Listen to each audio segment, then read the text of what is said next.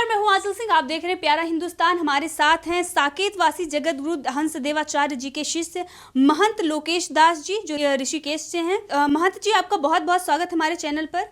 जय श्री राम। सर, ये जो मंदिरों का सोना है, इस पर कांग्रेस के वरिष्ठ नेता और महाराष्ट्र के पूर्व मुख्यमंत्री ने कहा है कि केंद्र सरकार को धार्मिक स्थलों में रखा हुआ जो सोना है उसे जब्त कर लेना चाहिए।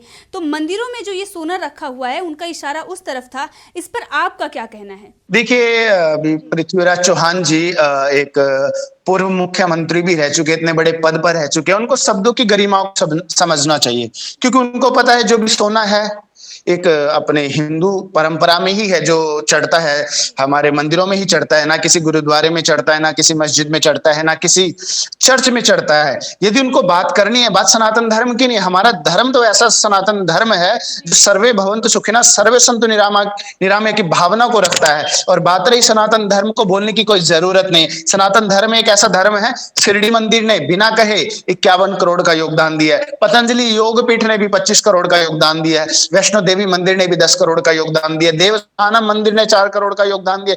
स्वामी नारायण मंदिर ने भी 2 करोड़ का सहयोग दिया।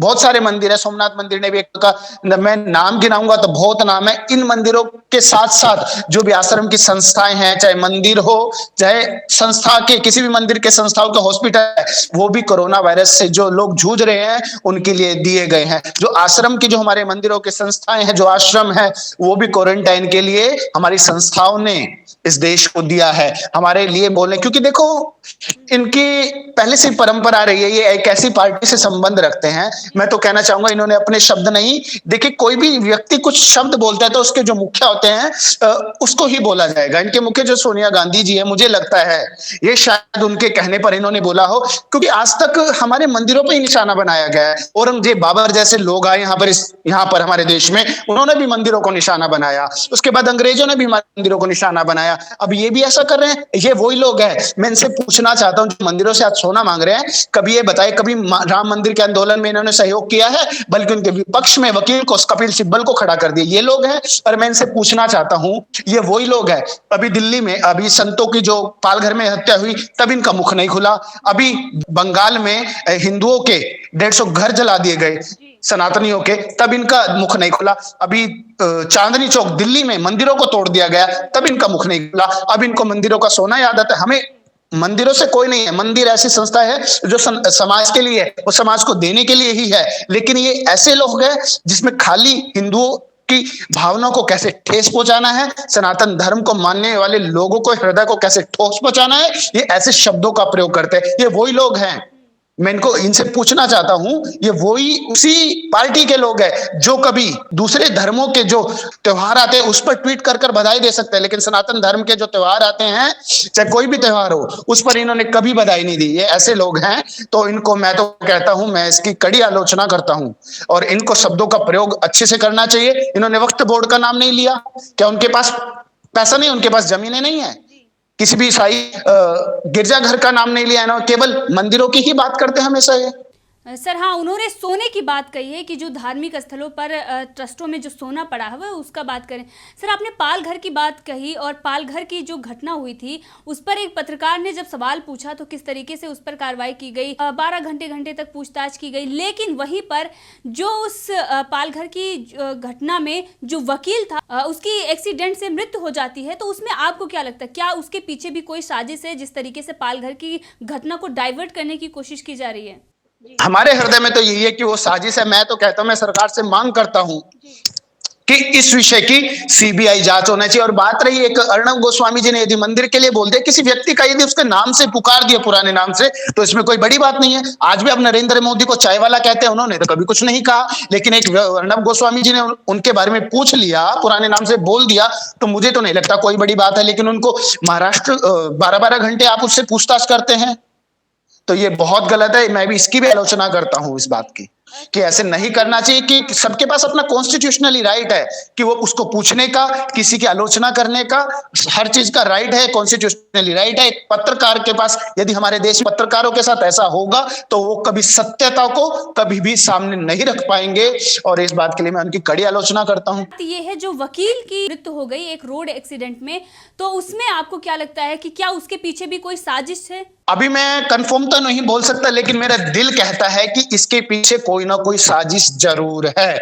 और मैं सरकार से मांग करता हूं इस विषय को अभी गंभीरता से लेना होगा। इस विषय की सीबीआई जांच होनी चाहिए, तब दूध का दूध पानी का पानी होगा। जी सर, वही बात करें पश्चिम बंगाल की। आपने कहा पश्चिम बंगाल में किस तरीके से हिंदुओं के घर जला दिए गए, लेकिन कांग्रेस चुप रही। तो वही ममता बनर्जी की बात करते हैं। ममता बनर्जी धर्म देखकर वह ट्रेनें चलवा रही हैं। जब स्पेशल ट्रेन प्रवासी मजदूरों के लिए आ रही हैं, बाकी ट्रेनों को इजाज़त नहीं देती हैं। जिस तरीके से हम देख रहे हैं कि जो उनके राज्य के प्रवासी मजदूर अन्य राज्यों में फंसे हुए हैं, किस तरीके से वो राजनीति कर रही है तुष्टीकरण की, कि अजमेर से जो एक ट्रेन आती है उसको आने की इजाज़त देती हैं। वहाँ के लोग उनसे अपील करते हैं आने के लिए, उनको आने देती हैं, उनका स्वागत है। लेकिन वहीं जो हरिद्वार में लोग गए हुए हैं गंगा स्नान के लिए, उनके लिए वो कदम नहीं उठाती, बल्कि उन अजमेर दरगाह पर जो गए हैं उनके लिए कदम उठा रही हैं। अभी तक उन्होंने, जब गृह मंत्रालय ने इतना हस्तक्षेप किया है, तब जाके उन्होंने 9 ट्रेनें चलाई हैं, जबकि उत्तर प्रदेश की बात कर लें तो वहां पर 490 ट्रेनें चलाई जा चुकी हैं। देखिए, ममता बनर्जी की बात करें तो ममता बनर्जी तो बंगाल को बांग्लादेश बनाना चाहते हैं, लेकिन हिंदू लोग अभी इस चीज को नहीं समझ रहे हैं। कई हिंदू लोग भी उस पार्टी से जो जुड़े हुए हैं वो धिक्कार के योग्य है। उनको समझना होगा। अभी 150 लोगों के घर जला दिए गए, अब किसी की आवाज नहीं निकली है, लेकिन सोना मांगने के लिए इनको चाहिए। लेकिन जब देश में आपत्ति आती है सनातनों पर या किसी भी धर्म के लोगों, लेकिन तब केवल सनातनियों की जब बात आती है तब इनका मुख नहीं खुलता है। तो ये ममता बनर्जी जो है, मैं तो इनके खिलाफ पहले से ही हूं, और ऐसे लोगों के खिलाफ पूरे देश को होना पड़ेगा, और ममता बनर्जी से इस बात को छुटकारा मिलना चाहिए। सर, कांग्रेस की बात करें तो कांग्रेस लगातार जिस तरीके से ये भगवा आतंकवाद कहते रहे हैं कि सबसे ज़्यादा डर भगवाधारियों से है, भगवा आतंकवाद से है। हिंदू धर्म की लगातार इन्होंने, जैसे आपने कहा कि राम मंदिर के विपक्ष में खड़े हुए थे, राम सेतु को मानने से इनकार कर दिया था इन्होंने। लेकिन अब जब ये सोनिया गांधी, राहुल गांधी के इशारे पर ये पृथ्वीराज चौहान ये कहते हैं कि मंदिरों का सोना सरकार को जब्त करना चाहिए, यानी जो धार्मिक ट्रस्ट की बात करते हैं, तो ये इशारा करते हैं कि सोना सिर्फ और सिर्फ मंदिरों के पास है और मंदिरों का सोना जब्त किया जाए, संपत्ति की बात नहीं करते हैं। तो आपको क्या लग रहा है कि कांग्रेस की नजर, जिस तरीके से मुगलों की नजर थी मंदिरों के सोने पर, जिस तरीके से ईस्ट इंडिया कंपनी की नजर भारत को लूटने की थी, उसी तरीके से कांग्रेस की जो नजर है वो सिर्फ और सिर्फ मंदिरों पर ही है?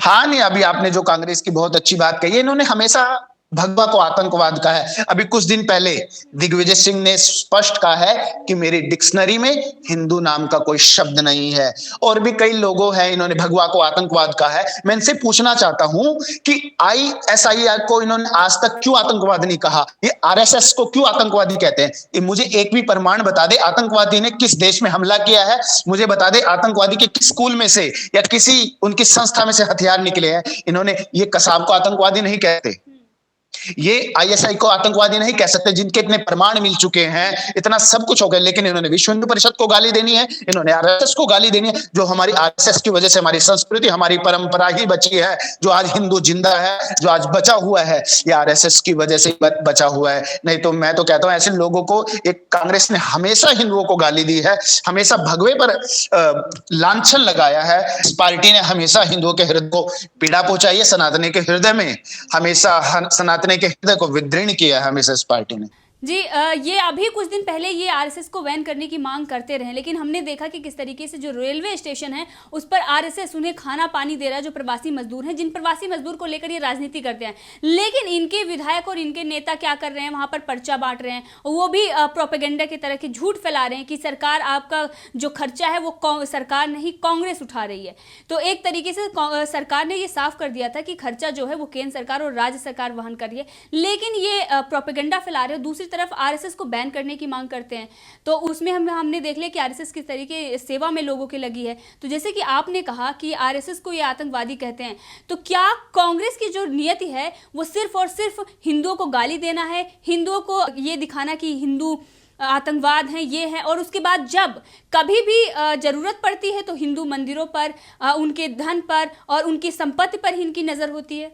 ये देखिए, आप RSS की बात करते हैं ना, आरएसएस विश्व का सबसे बड़ा संगठन है जो हमेशा निस्वार्थ इस देश की सेवा कर रहा है, जिनके हृदय में सिर्फ देश प्रेम है, कोई लालच नहीं है। और बात किराए की केंद्र सरकार ने स्पष्ट कर दिया है, ट्रेन का खर्चा देगी, लेकिन ये लोग अपने पर्चे लेकर फिर रहे हैं। सोनिया गांधी ने किया, सोनिया गांधी ने किया। अरे ऐसे समय पर राजनीति कर रहे हैं। देखिए, ये देश इतने बड़े संकट कोरोना से गुजर रहा है, लेकिन इनको अभी भी राजनीति की पड़ी है। अरे टिकट किसने दिया, किसने नहीं दिया, सोनिया गांधी क्या पर्चा, ऐसे समय पर प्रचार बिल्कुल गलत है और इसकी भी मैं कड़ी आलोचना करता हूं। सर आपको बहुत बहुत धन्यवाद हमसे जुड़ने के लिए। Thank you so much. जय हिंद, जय भारत। जी।